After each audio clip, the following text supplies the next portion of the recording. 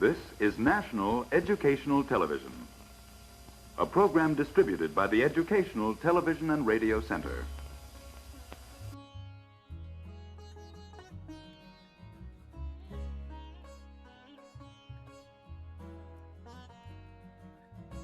The Religions of Man with Dr. Huston Smith.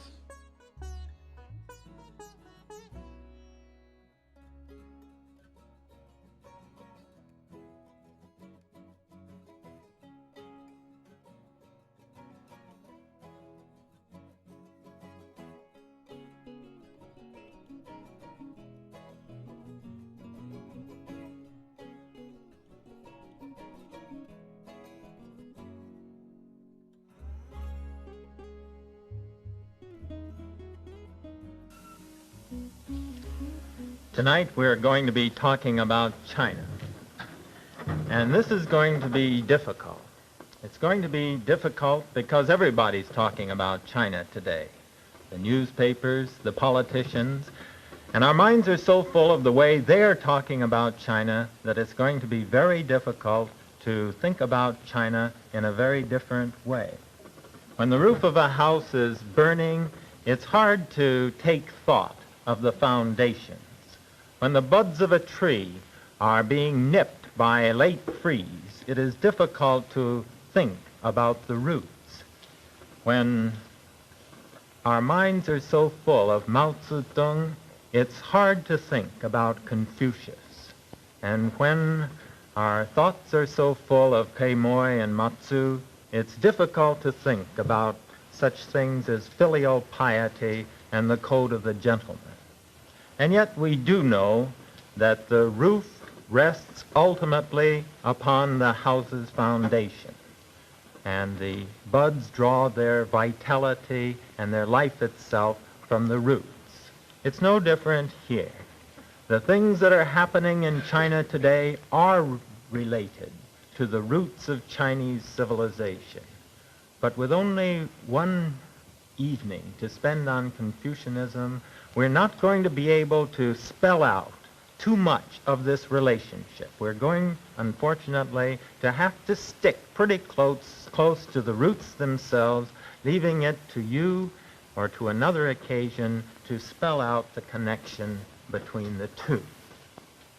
Confucianism, like Buddhism, begins with a man, of course, whom we call Confucius. He was born in the 6th century BC, that fabulous century in religious history which gave birth to Buddha in India, in which Zoroaster probably lived in Persia, in which some of the greatest prophets of Israel lived in Palestine, and some of the greatest thinkers like Pythagoras in Greece. Confucius' life wasn't particularly interesting. His father was a minor government official. He had a very good education. He held a few minor posts in his late teens, and in his 20s he established himself as a teacher, where he distinguished himself. He is said to have attracted 3,000 students, which, without means of mass communication, television, radio, and the like, was quite a feat for his day. At 50, he came to the conclusion that in order for his principles to really take hold, he and his disciples would have to get into administration. The scholars are divided as to whether he actually did achieve a high government post, but we do know that from the age of 55, for about 12 years, he entered upon the so-called long trek where he went from state to state offering his advice to the rulers as to how they should govern. Then in the closing years of his life, he returned to his own native province of Lu, where he spent the remainder of his life in quiet and happiness and editing the classics. Throughout his life, he impressed his followers as a man with a keen mind, a strong will, a man of deep sincerity and humility, a man with a fervent sense of responsibility and a desire for reality rather than display. And yet, if we want the secret of Confucius, we're going to have to go beyond his life. We're going to have to look to the teachings, for his life, good though it was, exemplary even, was not dramatic enough to account for the major following which he made, the impact he made upon his society. So, if we want his influence, we must turn, as I say, beyond the man to the teachings of the man. Now, when we do this, I must warn you at the start that he was so concerned with the problem of man's relation to his fellow man and so little concerned with the problem of man's relation to God that his teachings sound often more like an ethics than like a religion. This doesn't really do him justice. We know that he was a religious man. He prayed. He believed in heaven probably as a very personal force, personal being in which he was in intimate communion. We know also that in the close of his life, he said that if he had another 50 years to live, he would like to give that time to the I Ching, which dealt with cosmology rather than human affairs. But the fact remains that he was so beset with such an acute social problem that this commanded all his attention. Someone once asked him, "Tell us about death." And he said, "A child, before it learns to run, must first learn to walk. We do not yet understand the meaning of life. How then can we yet speak of death?" Now to the teachings themselves. To understand the message of Confucius, we have to understand the problem which he faced. In a phrase, this was the problem of social anarchy. Confucius lived in those turbulent centuries from about the 7th to the 3rd centuries BC, which Toynbee has called the time of troubles. China was divided during these centuries into a number of warring states. Raid and counter-raid were the order of the day. It was a time when a man, when he planted a field of rice, could never be sure that he would reap it for himself, rather than some robber baron coming in to take the proceeds for him and his men. During this time, the burning question which faced every leader of society was one: how can we learn to live together without destroying one another? What is the glue which holds society together? What is the glue that holds society together? Let's think about that question for a moment, just wholly apart from Confucius. What holds society together? Well, on the animal level, the answer is instinct.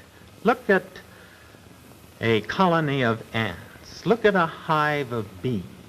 Fantastic organization, fabulous cooperation, and yet they don't have to work for it. This cooperative behavior is built into their very structure through instinct.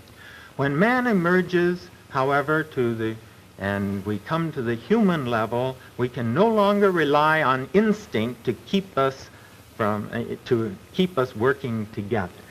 Rather, man has no instincts, virtually none, the psychologists will tell us. What then takes over to order society?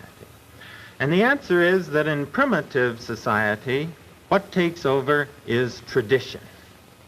Now, tradition has decayed so far in our own society that it's difficult for us to imagine the power which it has in ordering the social life of early peoples. And yet, we have evidence of the power. Anthropologists tell us that there are some primitive tribes, I believe the Eskimos, some of the Eskimo tribes enter here, and some of the Australian. Some of the tribes where there is not even a word for disobedience. Some of you parents ponder that for a moment. Where the cake of custom is so rigid and so powerfully channels the lives of people that they never deviate really substantially from their expectations. In our own life, there is, I think, only one area where we can see the power of tradition, and that is the area of dress. I'm wearing a tie tonight.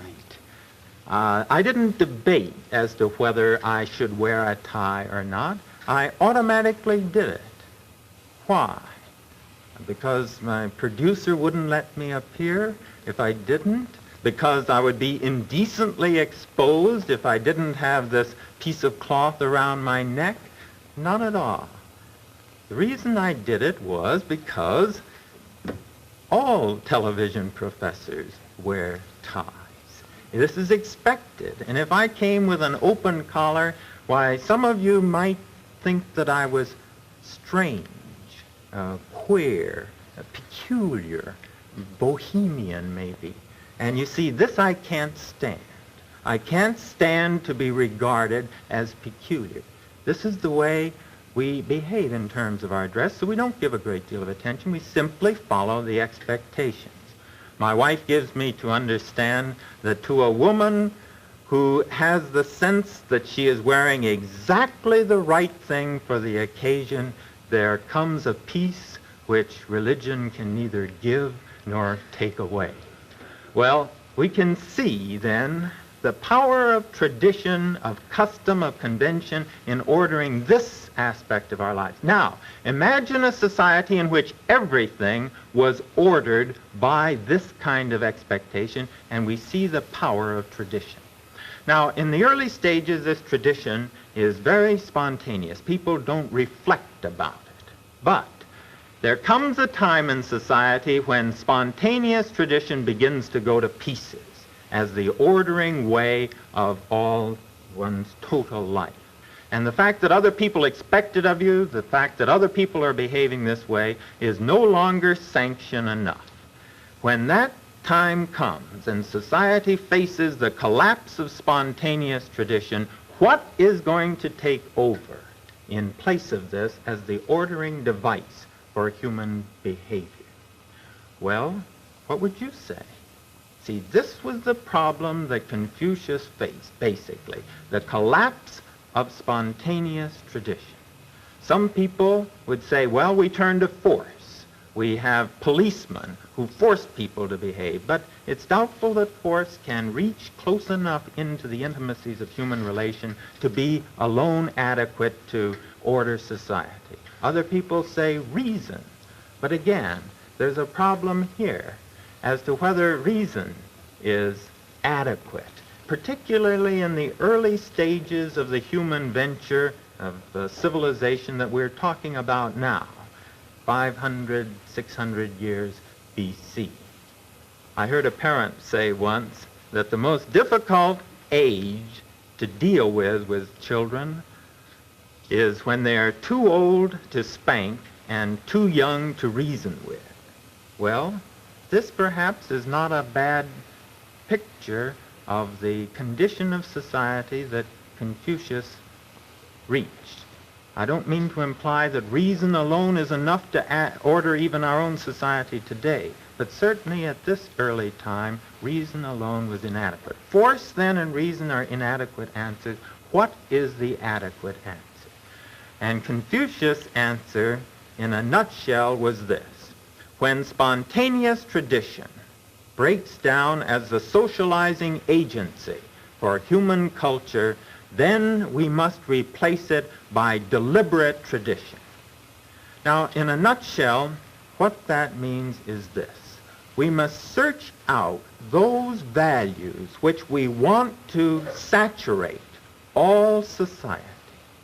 And then we emphasize these values through the educational process so that the children who are growing up and right through their young manhood and right through all life for that matter have held before them those values which society appreciates and esteems and will honor. And this way we perpetuate an enveloping tradition, a power of suggestion which the individual citizens of a society will internalize, will make their own, and this will help them to behave in social ways. Now, what was the content of this deliberate tradition which Confucius wanted to perpetuate? I think it can be summarized in these 5 key Confucian terms. And let's look for a moment at each of them. Zhen refers to the basic quality which should pervade all human relations. What is that quality? Well, perhaps the best translation is goodness with a capital G.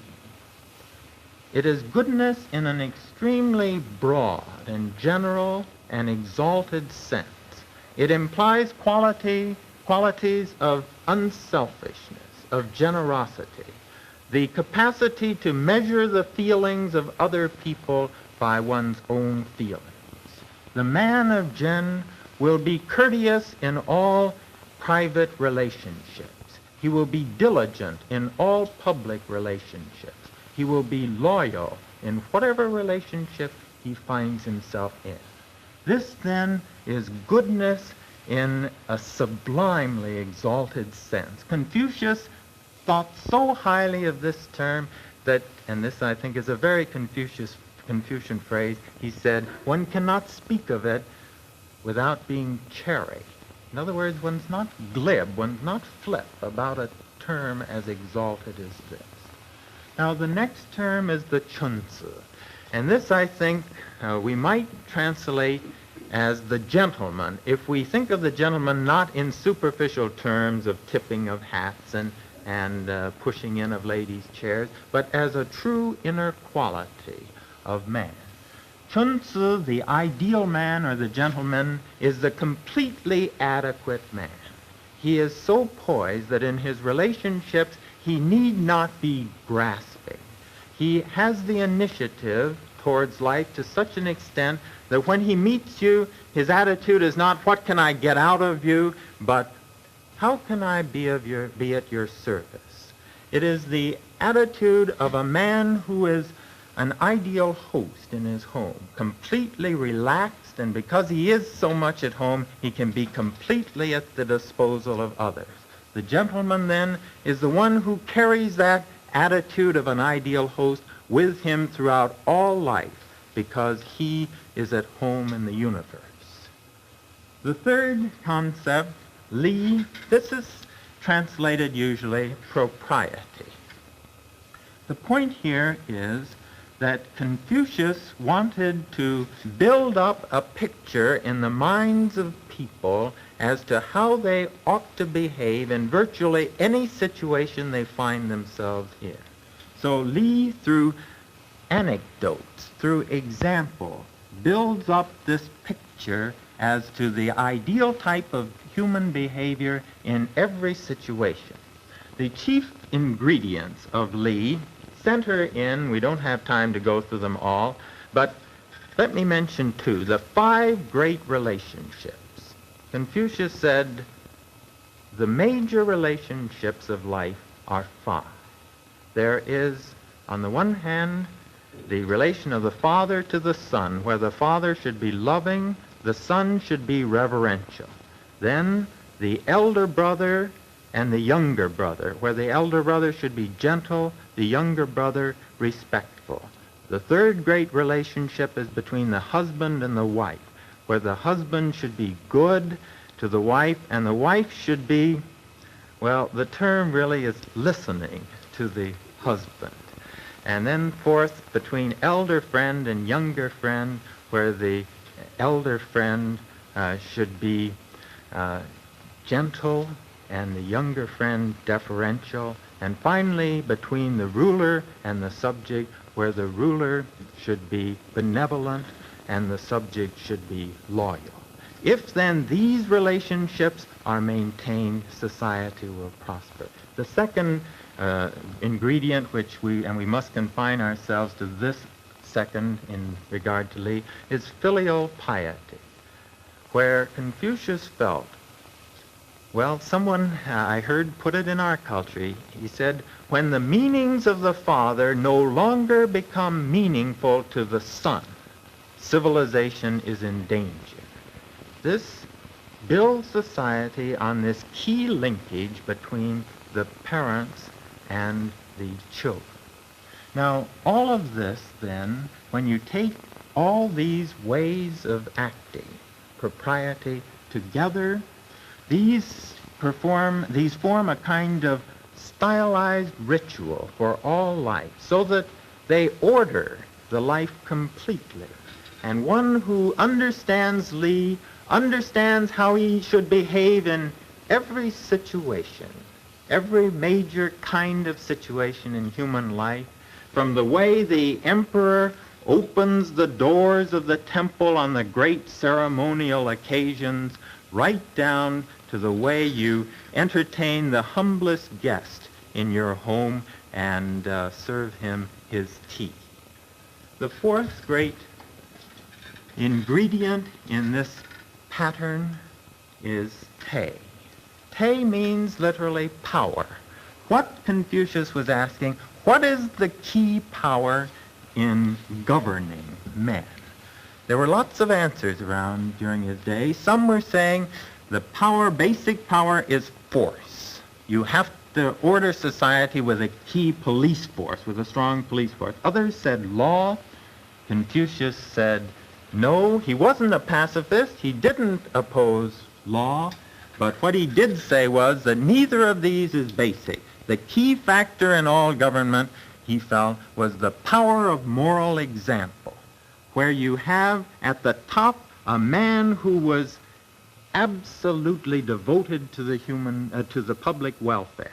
This man then would gather around him a cabinet of what Hocking has called unpurchasable men, and their devotion to the general good would seep down into the leaders of the local community and down into the local citizens.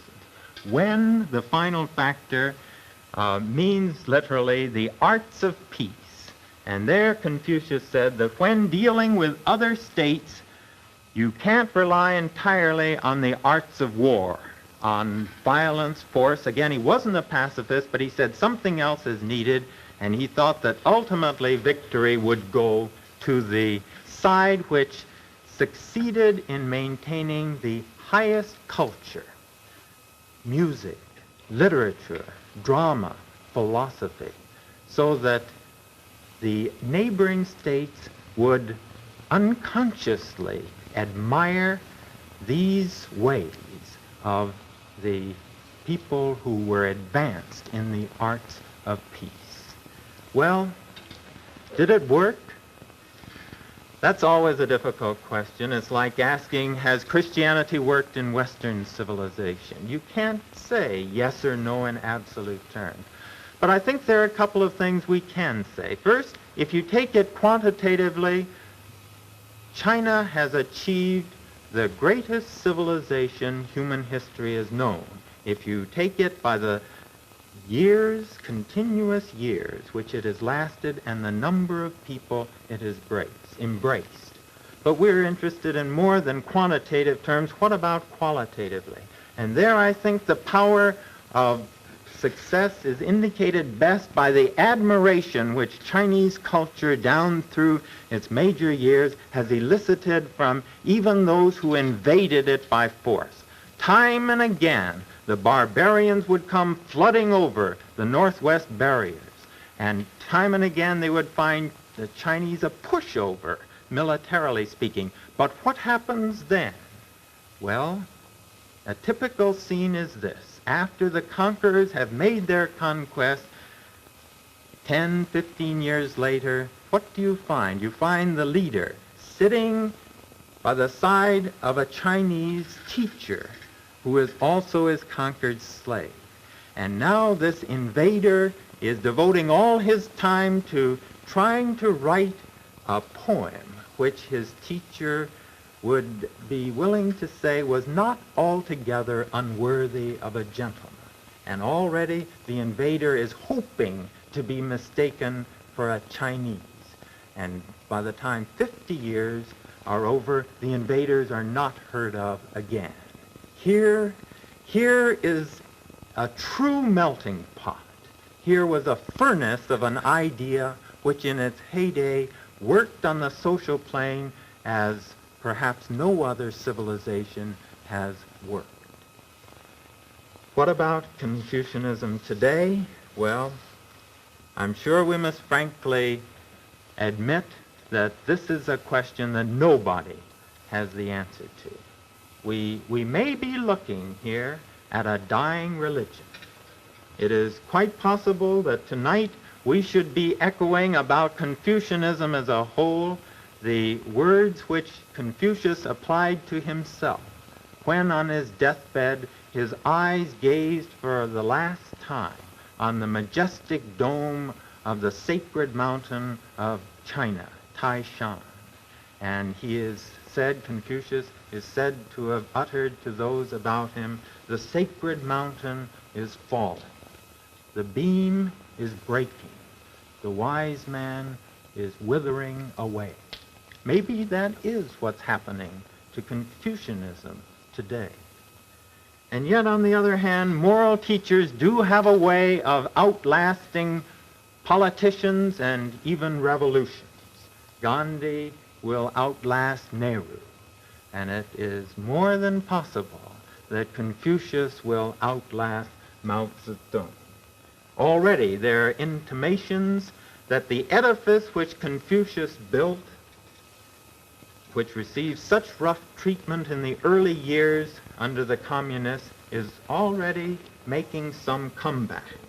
For whereas in his early book, Mao Zedong characterized Confucianism as semi-feudal, in his recent book, he advises his followers to study Confucius as well as Marx and Lenin. If then they take their leaders seriously, even the communists tonight may be pondering some words which were uttered 25 centuries ago by the greatest teacher their land has ever known. Words like these. You ask if there is one word which might serve as a cardinal precept of life. Is not altruism such a word? What you do not want done to yourself, do not do to others. For within the four seas, all men are brothers.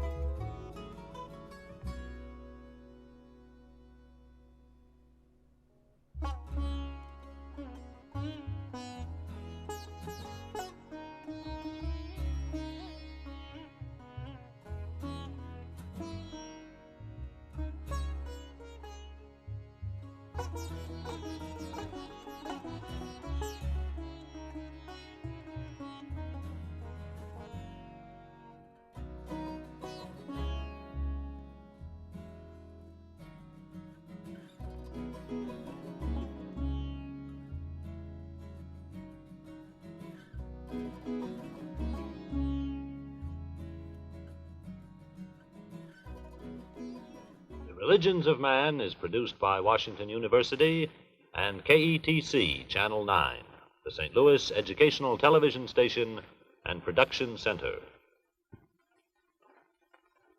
The preceding program was distributed by the Educational Television and Radio Center. This is National Educational Television.